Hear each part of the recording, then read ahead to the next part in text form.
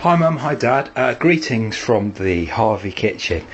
I've got a new way to cook now which not only promotes the use of fresh vegetables and cooking and the elimination of frozen food, but also the elimination of quite a lot of washing up. From Poundland you can get these packaged foil containers which I use for cooking my curries.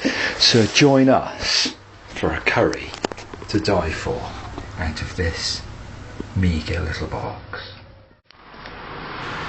Okay, so also while I was in Poundland I managed to get 4 kitchen utensils here for obviously £1, but also stopped at the street vendor on the way back and got potatoes. I've got lots of spices and herbs now, chilies, potato stuff. The Asda Smart Price stuff is really good. This is like 23p and it's 99% tomatoes. And over here I've got my growing collection. This stuff is for my ear, by the way. I had a blocked ear because I was using the headphones too much. Got a collection of oils and things like seasoning, garlic, etc, etc. So join me in this box and see what we can come up with. Hopefully you'll be hungry and your tongue will be tingling with desperation for this new early receipt. So while the oven preheats, I assemble my fresh produce, potatoes, tomato and some onions. Okay, so I've got my sort of powders I'm going to use for this dish. I've got some Indian chili flakes, some ground pepper, some coriander and garlic, some all-purpose seasoning and some Nigerian whole chilies, which certainly add a bite. And with that I've got some seasoning. Instead of using an OXO stock cube, I find the most economical thing to use are these golden fry onion gravy granules, which I got from Pound Stretcher. And they're actually really good because you can make a good soup base out of those as well, along with the tomatoes. And when you add salt and pepper with that, you get a really good soup, and that will make, I don't know, about maybe I don't know, enough soup for a month probably out of that. So okay.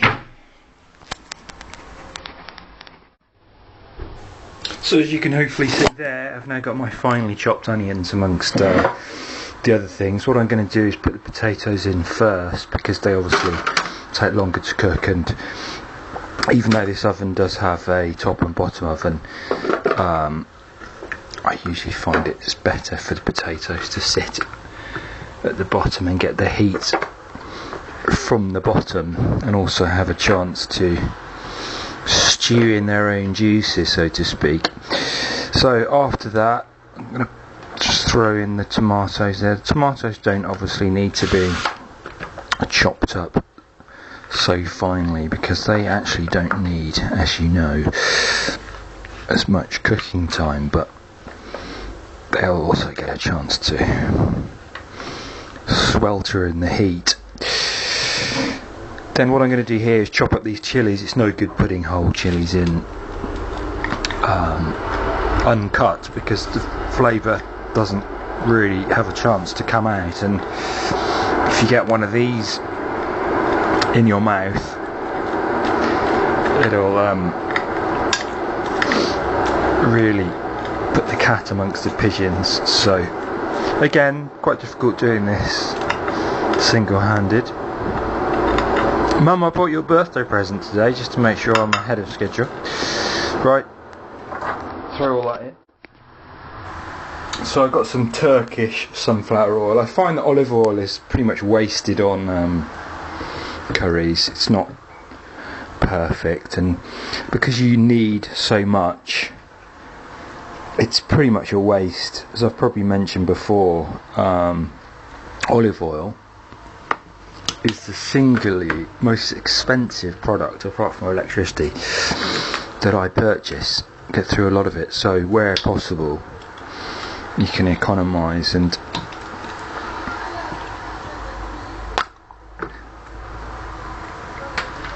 olive oil, the flavours don't really have a chance to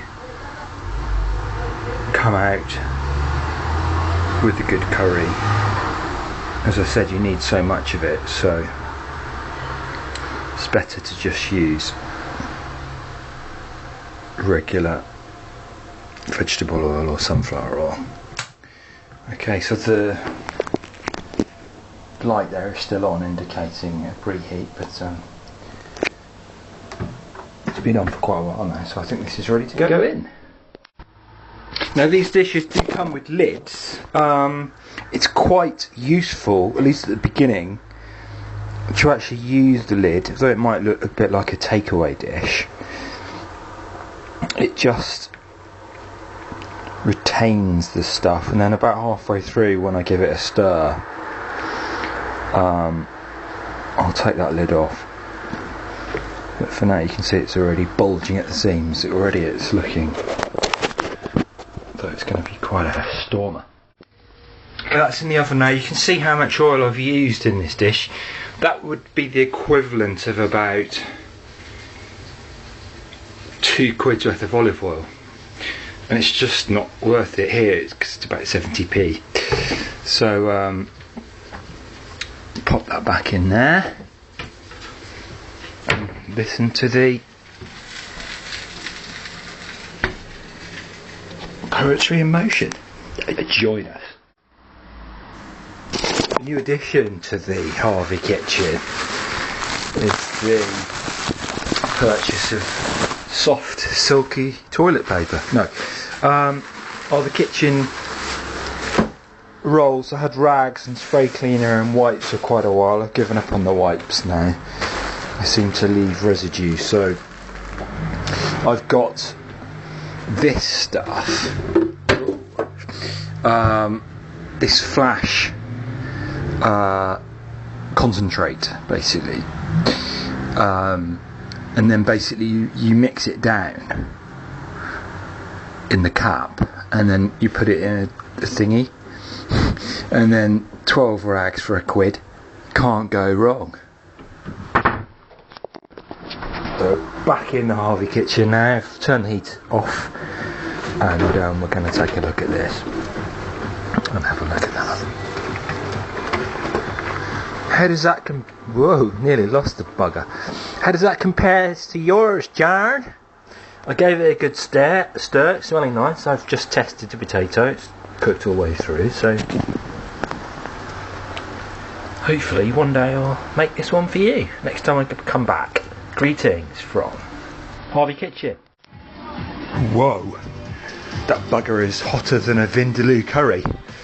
Okay, so as I continue to clean out this place, one of the little things I've discovered quite recently is to use these cotton buds that you're not supposed to put in your ears, but everybody does, for doing the edges. Now I've already cleaned this fridge shelf. As you can see, it doesn't matter whether you use wipes or anything else, a cotton bud can refresh the parts that other things can't refresh. So that's my newly found discovery, and that becomes the Hurley's tip of the week for kitchen cleanliness. You heard it here first. Join us.